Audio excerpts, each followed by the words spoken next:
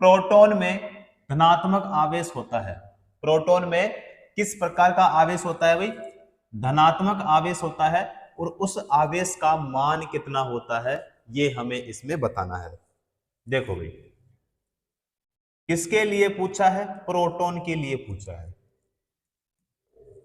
Proton जो होता है, प्रोटॉन का आवेश, तो इसका आवेश जो होता है वो होता है धनावेश।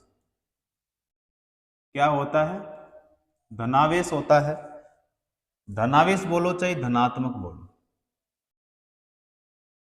धनात्मक है ना, यानी पॉजिटिव। साइन क्या होता है इसका? प्लस का होता है। क्लियर? अब यहां पे जो आवेश है, आवेश किसका है भाई? प्रोटॉन का। तो प्रोटॉन का जो आवेश है किस प्रकार का होता है भाई? धनावेश होता है। और इसका जो मान है वो हमें क्या करना है? बताना है। तो इसका मान कितना होता है भाई आवेश का? तो मान होता है इसका 1.6 गुणा 10 की घात माइनस का 19 कूलाम होता है भाई। क्लियर? और इसका प्रतीक क्या होता है? सी होता है। अब कई एग्जामों में आता है 1.6 गुणा 10 की घात माइनस का 19। अगर ये नहीं मिले तो फिर दूसरा जो मान होता है वो 1.602 गुणा 10 की घात कितना? माइनस का 19 गुलाम। तो गुलाम का प्रतीक क्या होता है? सी होता है। तो यहाँ पे कई एग्जामों में ये वाला होता है और कई एग्जामों में ये वाला आता है। अब देखो भाई क्वेश्चन में कि हमारा कौन सा आंसर सही होगा। देखो यहाँ पे ए ऑप्शन है 1.6, 10 की घात प्लस का 18, प्लस का 18 नहीं होगा भाई, माइनस का 19। यहाँ पे है प्लस का 19, प्लस का नहीं होगा भाई, माइनस का होगा। क्लियर? यहाँ पे है 1.6 गुणा 10 की घात माइनस का 18 नहीं होगा भाई, माइनस का 19 होगा। तो कौन सा हो जाएगा यहाँ पे? हमारा डी ऑप्शन सही हो जाएगा। ठीक है? तो प्रोटॉन जो होता है, क्वेश्चन आता है प्रोटॉन का आवेश किस प्रकार का होता है? धनावेश होता है। और उसका मान कितना होता है? तो कई एग्जाम में आता है, जैसे इसमें जो मान दिया है वो 1.6 गुणा 10 की घात माइनस का 19 कूलाम दिया है। और कई एग्जाम में जो है वो 1.602 गुणा 10 की घात माइनस का 19 कूलाम में आता है। क्लियर? तो दोनों ही मान एग्जाम में पूछे जाते हैं, दोनों ही मानों को आपको ध्यान में रखना है। क्लियर? अब ये जो प्रोटॉन होता है परमाणु के नाभिक में पाए जाने वाला स्थायी कण होता है। ठीक है?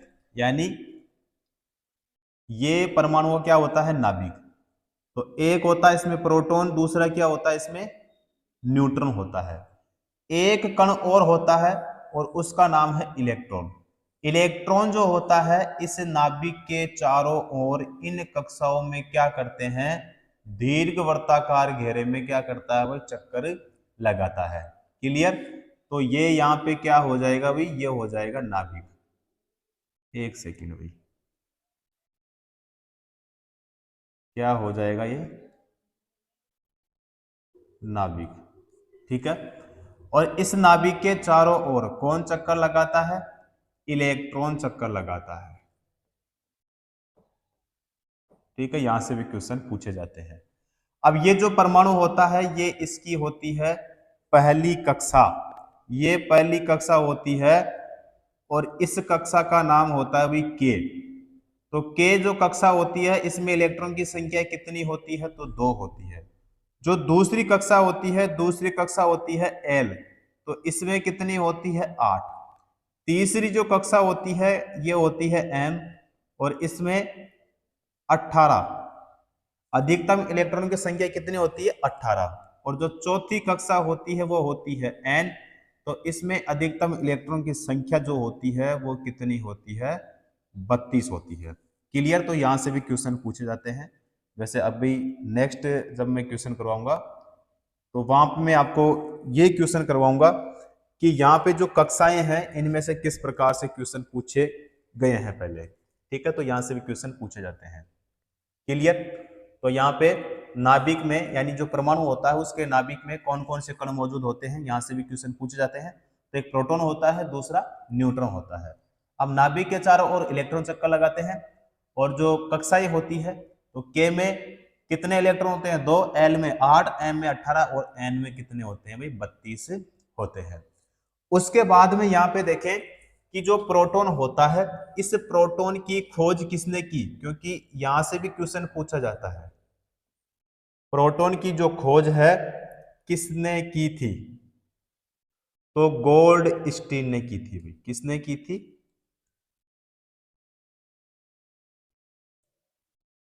गोल्ड स्टीन ने की थी।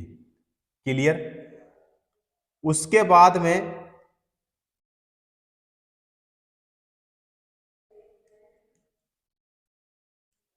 इस कण का नाम, यानी जो प्रोटॉन है, प्रोटॉन जो है, ये नाम किसने दिया था? तो ये नाम दिया था भी रदरफोर्ड ने। किसने दिया था? रदरफोर्ड ने। कब दिया था? 1919 में। क्लियर? और यहां पे जो प्रोटॉन की खोज की थी किसने की थी? गोल्डस्टीन ने। कौन सी ईस्वी में? तो यहां पे 1886, 1886 ईस्वी में की थी। क्लियर साथियों? तो यहां पे जितने भी मैंने आपको ये पॉइंट बताए हैं, यहां से हमेशा क्वेश्चन पूछे जाते हैं। क्लियर? इसलिए यहां पे थोड़ा मैंने आपको डिटेल से बता दिया है। चलो जी, अगला क्वेश्चन देखते हैं। एक इलेक्ट्रॉन में ऋणात्मक आवेश होता है और उसका मान कितना होता है भाई? बहुत ही अच्छा क्वेश्चन है और हर बार एग्जाम में पूछा जाता है। देखो भाई, इलेक्ट्रॉन के लिए पूछा है भाई।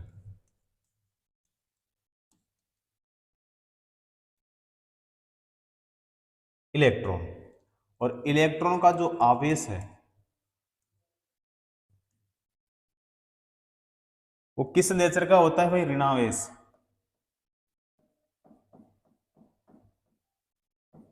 ऋणावेश या फिर ऋणात्मक।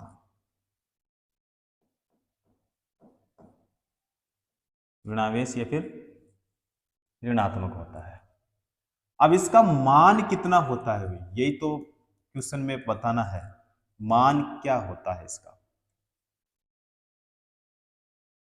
तो देखो, यहां पे है ऋणावेश यानी ऋणात्मक, यानी नेगेटिव। साइन क्या होता है इसका? माइनस वाला होता है। तो यहां पे जो संख्या आएगी ना वो होगी माइनस में। तो माइनस का 1.6 गुणा 10 की घात माइनस का कितना होगा? 19 गुलाम। गुलाम का प्रतीक क्या होता है? सी होता है। अगर मान लो एग्जाम में ये वाला मान नहीं मिले तो आपको बताना है माइनस का 1.602 गुणा 10 की घात कितना भाई? माइनस का 19 गुलाम। क्लियर? तो यहां पे देखो भाई, मान इसमें हमें बताना है। तो यहां पे जो ए ऑप्शन है 1.6 गुणा 10 की घात प्लस का 18 भाई, है ना, माइनस का 19 होना चाहिए। यहां पे है माइनस का 18, तो माइनस का 18 भी नहीं होगा। उसके बाद में यहां पे है माइनस का 16, तो माइनस का 16 नहीं होगा। 1.6 गुणा 10 की घात माइनस का 19 गुलाम, तो ये वाला हमारा क्या हो जाएगा? यहाँ पे सही हो जाएगा। कौन सा होगा? डी ऑप्शन हमारा यहाँ पे सही हो जाएगा। क्लियर साथियों? तो यहाँ पे डी ऑप्शन हमारा सही हो जाएगा। तो इलेक्ट्रॉन का आवेश यानी यहां से भी क्वेश्चन पूछा जाता है और इसके मान से भी क्वेश्चन पूछे जाते हैं, जैसे इसमें पूछा है। अगर पूछे आपको कि जो इलेक्ट्रॉन होता है, तो इलेक्ट्रॉन का अभी मैंने आपको पहले बताया था कि यहां पे जो है ये परमाणु ये परमाणु होता है, और परमाणु का ये क्या होता है भाई? नाभिक होता है। यहाँ पे क्या होता है? ये नाभिक होता है, और इस नाभिक में एक प्रोटॉन होता है, दूसरा न्यूट्रॉन होता है। इलेक्ट्रॉन जो होता है इस नाभिक के चारों ओर चक्कर लगाता है। ठीक है? और किस प्रकार से लगाता है? दीर्घ वर्ताकार घेरे में लगाता है। दीर्घ वर्ताकार घेरा का मतलब क्या हो गया कि देखो, ये है हमारे पास में प्रोटॉन, ये हो गया हमारे पास में न्यूट्रॉन। तो यहाँ पे दीर्घ वर्ताकार घेरे में चक्कर लगाता है। क्लियर? तो इसको बोलते हैं दीर्घ वर्ताकार घेरा। ठीक है? तो यहां पे इसकी खोज किसने की थी भाई? खोज किसने की? तो आपको बताना है जे जे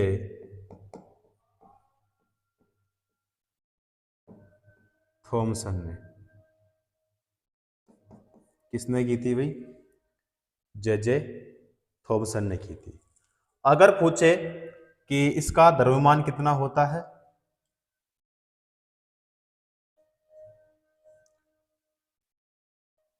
द्रव्यमान के लिए पूछे तो आपको बताना है 9.1 गुणा 10 की घात कितना भाई? माइनस का 31 केजी होता है। माइनस का कितना होता है?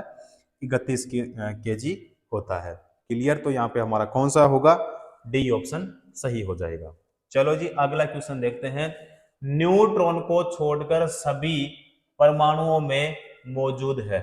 न्यूट्रॉन को छोड़कर, तो न्यूट्रॉन को छोड़कर सभी परमाणुओं में मौजूद है। तो यहाँ पे सी आर या फिर सी या फिर एच या फिर एम जी।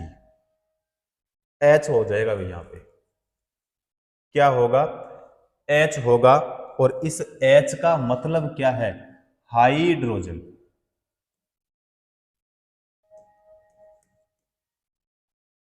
क्या है भाई? हाइड्रोजन है।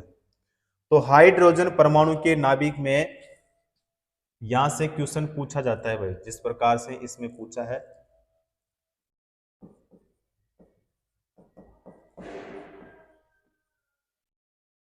हाइड्रोजन परमाणु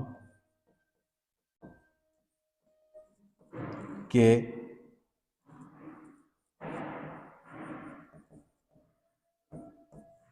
नाभिक में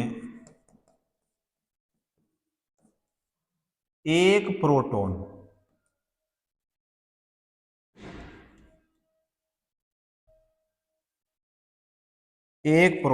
के साथ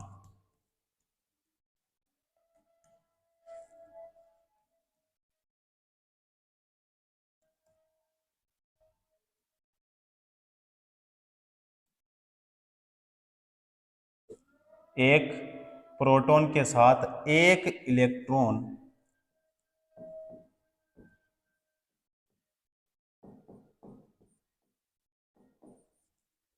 पाया जाता है।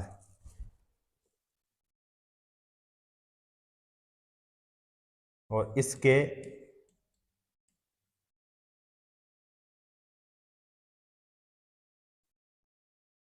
नाभिक में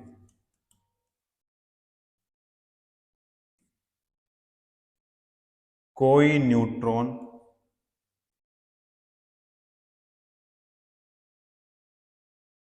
नहीं होता।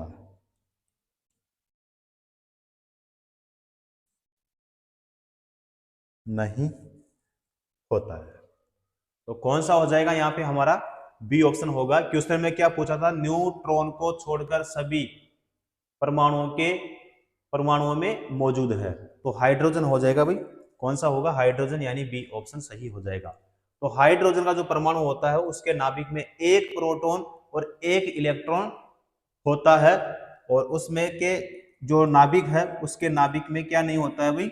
न्यूट्रॉन नहीं होता है। क्लियर? तो बी ऑप्शन हमारा सही हो जाएगा। अगला क्वेश्चन देखते हैं।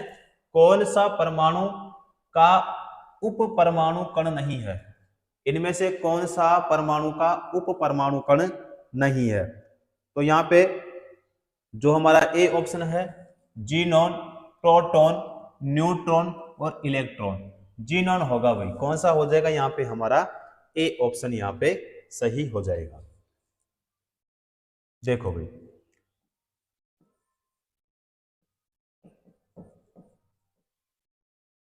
न्यूट्रॉन,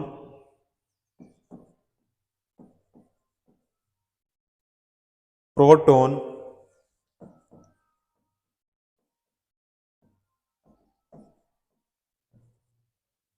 और इलेक्ट्रॉन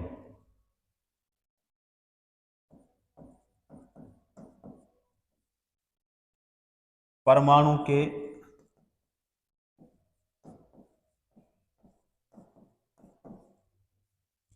उप परमाणु कण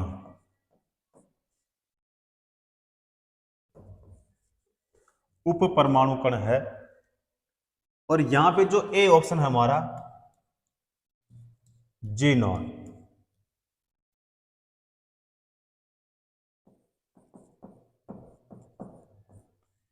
किसी परमाणु का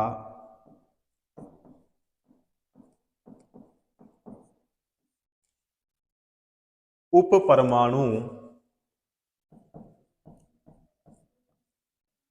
परमाणु कण नहीं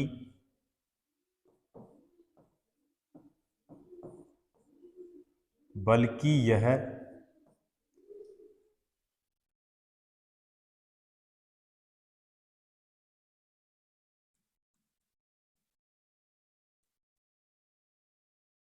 आवर्त सारणी के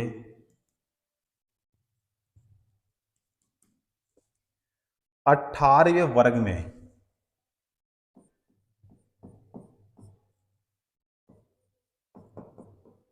18वें वर्ग में स्थित अक्रिय गैसों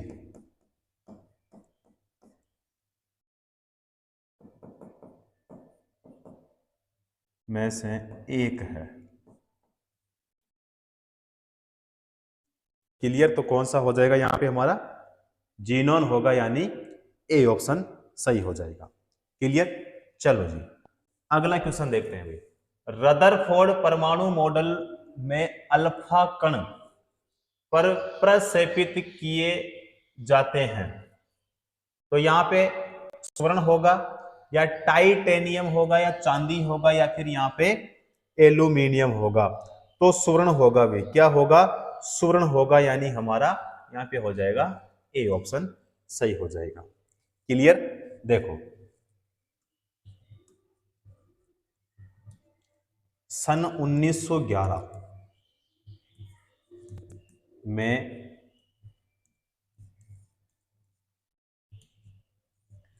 रदरफोर्ड ने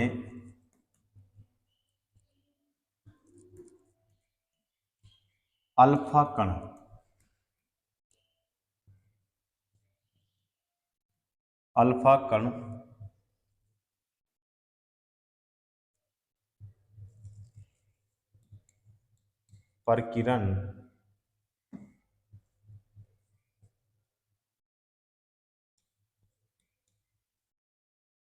प्रकीर्णन का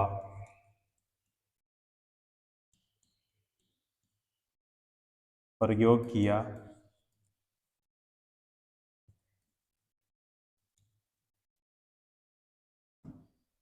जो कि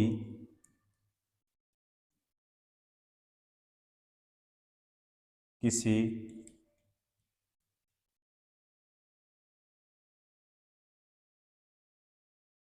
परमाणु में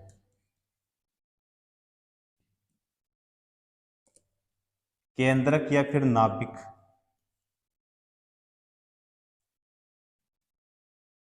की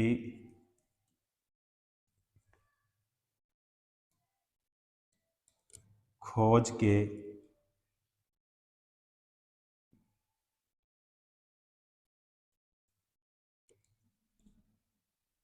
लिए क्या है भाई? उत्तरदायित्व है।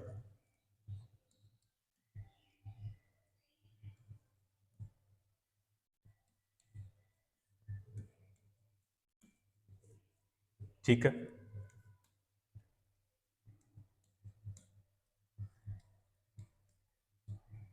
इस प्रयोग में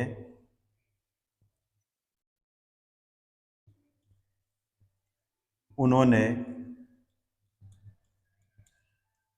स्वर्ण, स्वर्ण का मतलब क्या होता है भाई? सोना। क्या होता है? सोना होता है। तो स्वर्ण धातु की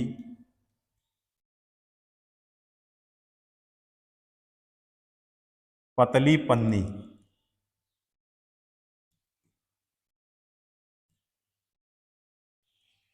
पन्नी पर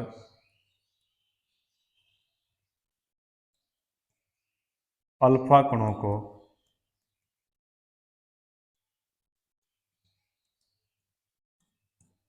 प्रसेवित किया।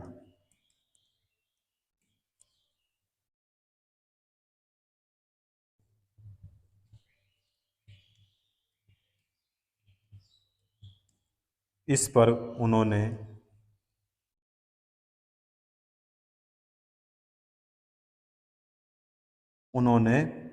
पाया कि कुछ अल्फा कण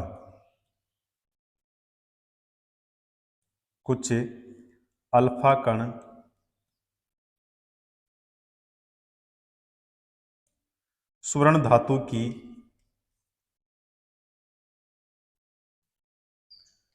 पन्नी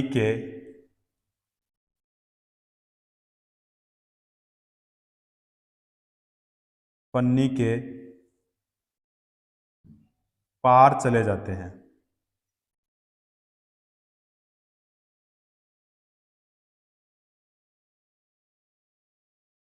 पार चले जाते हैं और कुछ कण परमाणु के नाभिक से टकराकर वापस उसी दिशा में चले आते हैं और इसी से परमाणु जो परमाणु है, परमाणु में नाभिक का पता चलता है। ठीक है, तो यहाँ पे पूरा मैंने आपको डिटेल्स यहाँ बता दिया है। तो यहाँ से भी अगर आपको क्वेश्चन पूछे तो आपको ध्यान में रखना है। तो कौन सा हो जाएगा यहाँ पे हमारा? ए ऑप्शन सही होगा। अगला क्वेश्चन करते हैं। बोर के एटम के मॉडल की अभिधारणा के अनुसार क्या होता है जब एक इलेक्ट्रॉन ऊर्जा के फोटोन को अवशोषित करता है? तो यहाँ पे देखो भाई, ए ऑप्शन है, यह एक ही कक्षा में रहता है लेकिन तेजी से दोलन करता है। तो यह नहीं होगा भाई। यह प्रकाश ऊर्जा उत्सर्जित करता है, यह भी नहीं होगा। यह भीतरी कक्षा में जाता है, यह भीतरी कक्षा में जाता है, तो यह भी नहीं होगा। बचा कौन सा हमारा? डी ऑप्शन, यह अगले बाहरी कक्षा में जाता है। बिल्कुल सही है भाई। कौन सा हो जाएगा यहाँ पे?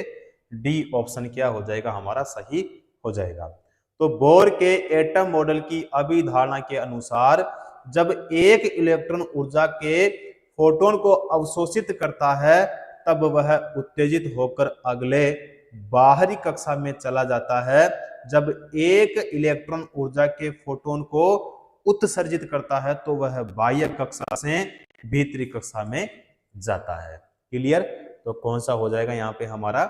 डी ऑप्शन क्या होगा? सही हो जाएगा। चलो भाई अगला क्वेश्चन देखते हैं। परमाणु का नाभिक मॉडल पहली बार किसके द्वारा खोजा गया था? परमाणु का नाभिक मॉडल पहली बार किसके द्वारा खोजा गया था? रदरफोर्ड के द्वारा। किसके द्वारा भाई? रदरफोर्ड के द्वारा। तो यहाँ पे रदरफोर्ड यानी अनरेस्ट रदरफोर्ड यानी हमारा हो जाएगा कौन सा? ए ऑप्शन यहाँ पे क्या हो जाएगा? सही हो जाएगा। क्लियर साथियों? तो क्वेश्चन में क्या पूछा है? परमाणु का नाभिक मॉडल पहली बार किसके द्वारा खोजा गया था? रदरफोर्ड के द्वारा। तो हमारा हो जाएगा यहाँ पे ए ऑप्शन सही हो जाएगा। चलो साथियों अगला क्वेश्चन लेते हैं। एन कोश में समायोजित किए जा सकने वाले इलेक्ट्रॉनों की संख्या कितनी है? अभी मैंने आपको जब पहला क्वेश्चन मैंने आपको सोल्व करवाया था तो वहां पे मैंने आपको बताया था कि देखो यहाँ पे ये होता है हमारा नाभिक होता है और इस नाभिक में एक प्रोटॉन और दूसरा क्या होता है? न्यूट्रॉन होता है।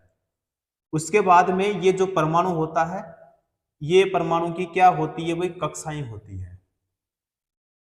क्या होती है? कक्षाएं होती है। देखो भाई, तो ये तो हो गया हमारा क्या? नाभिक। क्या हो गया भाई? नाभिक हो गया, फिर केंद्रक जिसको बोलते हैं। अब यहां पे ये जो नाभिक है इसके चारों ओर इलेक्ट्रॉन चक्कर लगाते हैं, यह भी हमने वहां पे देखा था। अब यहाँ पे जो परमाणु होता है ये इसकी पहली कक्षा होती है, ये दूसरी होती है, ये तीसरी होती है, ये चौथी होती है। पहली जो कक्षा होती है ये होती है के कक्षा, दूसरी होती है एल, तीसरी जो होती है वो एम होती है और चौथी कौन सी होती है? एन होती है। यहाँ पे जो पहली कक्षा है यानी जो के कक्षा है इसमें इलेक्ट्रॉन की संख्या तो 2 होती है। कितनी होती है? 2। एल में कितनी होती है 8 होती है, एम में कितनी होती है 18 होती है, और यहाँ पे एन के लिए पूछे तो एन के लिए आपको बताना है 32। क्या बताना है? 32 बताना है। अब देखो यहाँ पे जो क्वेश्चन में पूछा है वो किसके लिए पूछा है? एन कोस में। तो एन कोस का मतलब क्या हो गया कि इसमें पूछा है चौथी कक्षा के लिए पूछा है और एन के लिए पूछा है, तो इसमें कितनी होती है? इसमें होती है 32। कितनी होती है? 32 होती है। 32 बताओ हमारे ऑप्शन में है क्या? बिल्कुल है सब। कौन से में है? बी ऑप्शन में है। करेक्ट आंसर कौन सा हो जाएगा हमारा? बी ऑप्शन यहाँ पे क्या हो जाएगा? सही हो जाएगा। क्लियर? तो जब मैंने आपको क्वेश्चन सॉल्व करवाया था, जब मैंने आपको यहाँ पे बताया था, और यह भी मैंने बोला था कि यहाँ से क्वेश्चन पूछे जाते हैं। क्लियर? तो कौन सा हो जाएगा यहाँ पे हमारा? बी ऑप्शन सही होगा। चलो जी अगला क्वेश्चन करते हैं। तीसरे सेल में इलेक्ट्रॉन की अधिकतम संख्या कितनी होती है? तीसरे सेल में। अब देखो तीसरे सेल का मतलब क्या हो गया? देखो यहां पे बात करें पहली कक्षा की तो ये पहली कक्षा हो गई, ये लो दूसरी कक्षा, ये लो तीसरी कक्षा, और ये ले लो यहाँ पे चौथी कक्षा। क्लियर? तो अभी हमने देखा था कि जो पहली कक्षा होती है उसमें इलेक्ट्रॉन की संख्या 2 होती है। एक सेकेंड भाई, यानी जो पहली कक्षा होती है वो के होती है, दूसरी एल, तीसरी एम, और तीसरी कौन सी होती है? एन। चौथी कौन सी होती है? एन होती है। तो यहाँ पे जो के कक्षा होती है इसमें इलेक्ट्रॉन की संख्या 2 होती है। एल में कितनी होती है? 8 होती है। एम में कितनी होती है? 18 होती है। एन में कितनी होती है? तो 32 होती है। अब यहाँ पे पूछा तीसरा सेल, तो तीसरा सेल कौन सा हो गया? तो तीसरा सेल हो गया भैया ये वाला। ठीक है, यानी एम कक्ष हो गया।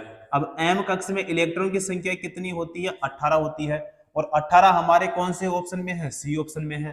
तो हमारा सही आंसर भी कौन सा होगा? सी ऑप्शन यहाँ पे हमारा क्या हो जाएगा भाई? सही हो जाएगा। क्लियर साथियों? तो किसके लिए पूछा था यहाँ पे? तीसरे सेल के लिए पूछा था। तो तीसरा सेल जो होता है वो कौन सा होता है? एन। तो 18 यानी कौन सा हो जाएगा? सी ऑप्शन यहाँ पे हमारा सही होगा। चलो जी अगला क्वेश्चन देखते हैं। किसी परमाणु के कोष में समायोजित किए जा सकने वाले अधिकतम इलेक्ट्रॉनों की संख्या कितनी होती है? तो देखो ये पहली कक्षा होती है, ये दूसरी, ये तीसरी, और ये चौथी होती है। पहली जो कक्षा होती है के होती है, दूसरी एल, तीसरी होती है एम, और चौथी होती है एन। तो इसमें कितनी होती है? 2 होती है। इसमें 8 होती है। इसमें कितनी होती है? 18, और इसमें कितनी होती है? 32 होती है। ये मैंने अभी आपको बताया था। तो किसके लिए पूछा है? के सेल के लिए पूछा है। के सेल का मतलब ये हो गया कि जो पहली कक्षा होती है उसमें इलेक्ट्रॉन की संख्या कितनी होती है? 2 होती है। कितनी होती है? 2। और 2 हमारे कौन से ऑप्शन में है? सी ऑप्शन में है। हमारा सही आंसर भी कौन सा हो जाएगा? सी ऑप्शन हमारा सही हो जाएगा। क्लियर? अगला क्वेश्चन देखते हो। एम कक्ष यानी सेल में इलेक्ट्रॉनों को समायोजित कर सकता है। अब देखो भाई एम का कितना होता है? तो एम का देखो, एम का कितना होता है? यहाँ पे 18 होता है। कितना होता है? 18। 18 हमारे यहाँ पे ए ऑप्शन में है। कौन से ऑप्शन में है? ए ऑप्शन में है। सही आंसर हमारा कौन सा हो जाएगा? ए ऑप्शन सही हो जाएगा। चलो साथियों अगला क्वेश्चन देखते हैं। किसी परमाणु के एम कोष में समायोजित किए जा सकने वाले अधिकतम इलेक्ट्रॉनों की संख्या कितनी होती है? अब एम के लिए पूछा है। एम का अभी हमने किया था, तो कितने होते हैं? 2, 8, 18। 18 होते हैं भाई, और 18 हमारे कौन से ऑप्शन में है? डी ऑप्शन में है। सही आंसर कौन सा होगा हमारा? डी ऑप्शन सही हो जाएगा। चलो जी अगला क्वेश्चन देखते हैं। यहां पे पूछा है एल कक्ष में रखे जा सकने वाले इलेक्ट्रॉनों की संख्या कितनी होती है? तो देखो भाई पहली कक्षा, दूसरी कक्षा, तीसरी कक्षा, और ये चौथी कक्षा। ये के कक्षा होती है, ये एल होती है, ये होती है एम, और ये होती है एन होती है। अब यहाँ पे जो के कक्षा है इसमें 2 होती है। इसमें कितनी होती है? 8। इसमें कितनी होती है? 18, और इसमें कितनी होती है? 32 होती है। और इनका जो निकालने का जो फॉर्मूला होता है वो 2n² होता है। अब n जो होता है ये क्या होता है, कक्षा क्रमांक होता है। क्या होता है, कक्षा क्रमांक होता है। क्लियर। तो ये फॉर्मूला भी भाई पूछा जाता है और पहले ये पूछा गया है। क्लियर। तो यहाँ पे L के लिए पूछा है। L जो है इसमें कितनी होती है भाई, 8 होती है। तो 8 हमारे कौन से ऑप्शन में है बताओ, हमारे है ए ऑप्शन में। सही आंसर हमारा कौन सा होगा, यहाँ पे हो जाएगा ए ऑप्शन सही होगा। क्लियर साथियों। नेक्स्ट क्वेश्चन करते हैं। एक तत्व की परमाणु संख्या 13 है, तो इस तत्व में कितने सेल होते हैं। तो इस तत्व में कितने सेल होते हैं। देखो भाई, एक तत्व की परमाणु संख्या कितनी है, 13 है। कितनी है भाई, 13 है। अब यहां पे जो 13 है ये होता है परमाणु क्रमांक। क्या होता है, परमाणु क्रमांक होता है। और परमाणु क्रमांक किसका है बताओ, एल्यूमिनियम का।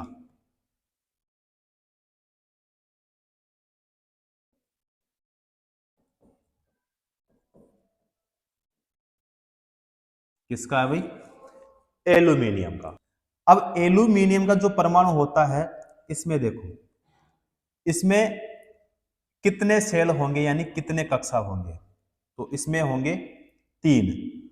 तो इसमें देखो, एक होगी के कक्षा, दूसरी होगी एल कक्षा और तीसरी होगी इसमें एम कक्षा। यानी ये होगी पहली कक्षा, ये दूसरी कक्षा और ये होती है तीसरी कक्षा।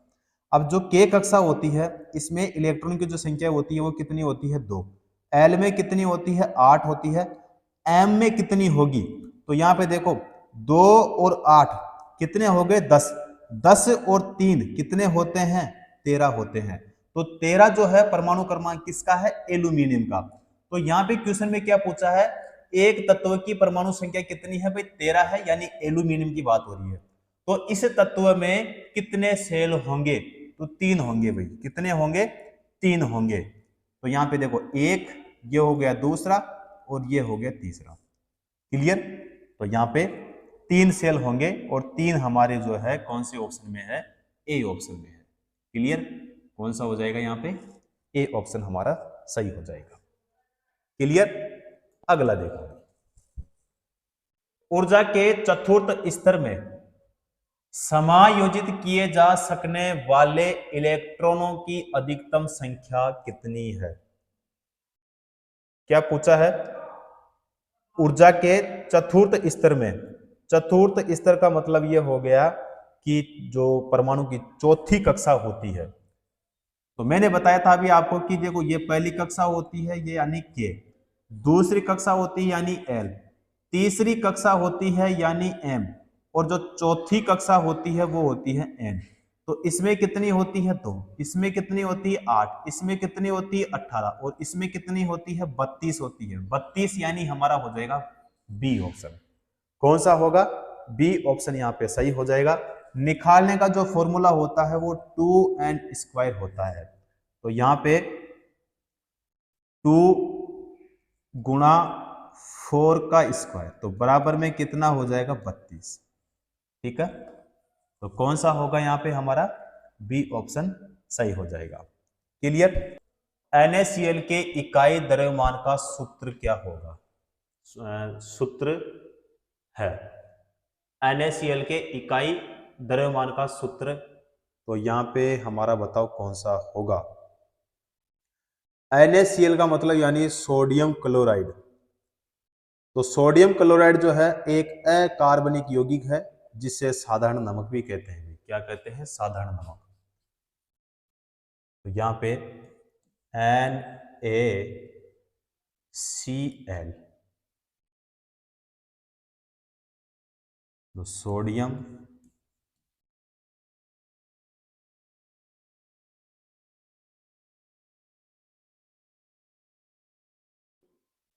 क्लोराइड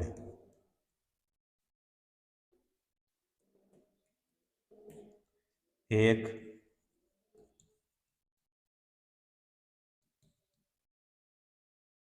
अकार्बनिक यौगिक है, अकार्बनिक यौगिक है, जिसे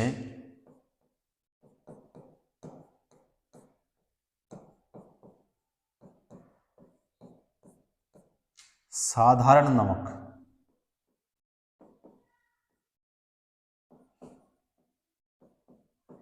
साधारण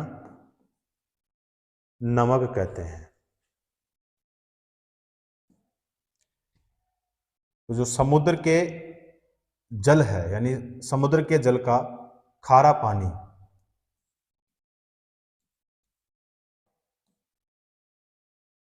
समुद्र के जल का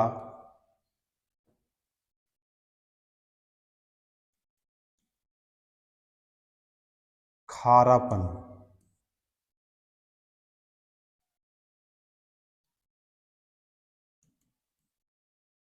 उसमें उपस्थित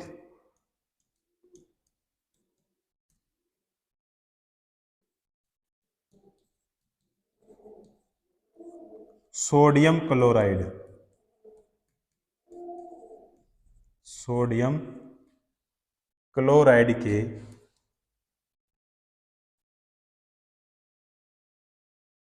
कारण होता है।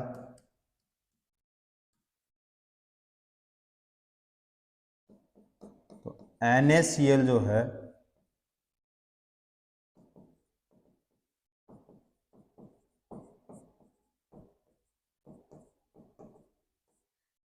इकाई द्रव्यमान का सूत्र, तो देखो भाई 23 प्लस कितना होगा, तो 35 पॉइंट क्या होगा, 5 होगा। तो 58 पॉइंट जो है वो कितना हो जाएगा, 54 होगा। 58 पॉइंट कितना होगा, 54 माइक्रोन होगा। ठीक है, तो यहाँ पे कौन सा होगा भाई, 58.54, डी ऑप्शन होगा। कौन सा होगा, डी ऑप्शन सही आंसर, डी ऑप्शन सही हो जाएगा। चलो अगला क्वेश्चन, एक परमाणु द्रव्यमान की इकाई यानी AMU, AMU का मतलब होता है एटॉमिक मास यूनिट। क्या होता है, एटॉमिक मास यूनिट किसके बराबर होती है, किसके बराबर होती है, तो 1.6 गुणा 10 की घात माइनस का 27 kg के बराबर होता है। ठीक है, तो AMU का मतलब क्या होता है, एटॉमिक मास यूनिट। तो 1.6 गुणा 10 की घात माइनस का 27 kg के बराबर होता है। तो यहाँ पे हमारा हो जाएगा भाई ए ऑप्शन होगा। कौन सा होगा, ए ऑप्शन होगा करेक्ट आंसर, ए ऑप्शन यहाँ पे हमारा सही हो जाएगा। तो परमाणु किसी पदार्थ या फिर तत्व का सबसे छोटा घटक होता है जिसे उस तत्व के सभी रासायनिक गुण विद्यमान होते हैं। ठीक है, तो क्वेश्चन में क्या पूछा था, एक परमाणु द्रव्यमान की इकाई और किसमें एटॉमिक मास यूनिट किसके बराबर है, तो 1.6 गुणा 10 की घात माइनस का 27 kg के बराबर होता है। तो कौन सा हो जाएगा यहाँ पे हमारा, ए ऑप्शन सही हो जाएगा। क्लियर साथियों।